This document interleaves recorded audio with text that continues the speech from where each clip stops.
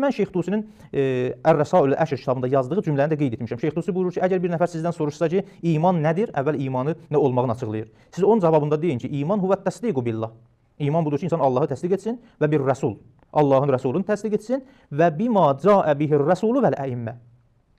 Yəni Allah və rəsulun qəbul etdikdən sonra hər o şeyi ki, Allahın rəsulu və Allahın haqq olan canişinləri, yəni məsum imamlar gətiriblər, ona iman gətirmək, onu təsdiq eləmək.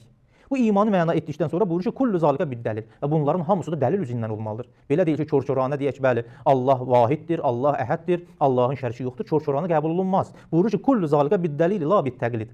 Bunların heç birisi təqlid üzündən olmamalıdır. Bu barədə biz geniş danışacağıq gələn dərslərdə. Aya üsuliddini biz təqlid üzündən qəbul edə bilərik, yoxsa qəbul edə bilmərik. Məşhur nəzər budur ki, üsuliddində təqlid eləmək düzgün deyil. Hər bir insan özünün savadı qədərində, özünün ağlının dərs etdiyi qədərində gərək inanclarını dəlil üzündən isbat eləsin. Əgər zəif də olsa belə. Bunları dedikdən sonra Şeyx Tusi rəhmətullahi təala əleyh buyurur ki, və huve murakkabun əla xəmsəti ərkanin. Bu ki, üsuliddin 5 dənə üçün əsasındadır. Mən ərəfəhə fəhvə mümin. Hər kəs bu üsuliddini, yəni 5 dənə üsuliddini iman gətirərsə, tanıyarsa, ona mərifət olarsa, bu mömindir. Bu üsuliddin neçədir? Şeyx Tusi bir şarə edir. Vəhiyyə, o üsuliddin ət-təvhid, təvhiddir, vəl-ədl, Allahın ədalətli olmanı qəbul etmək, və nübüvvə, peyğəmbərlərin peyğəmbərliyini qəbul etmək, vəl-imamə, imamət bəhsi, vəl-məad və məad bəhsi.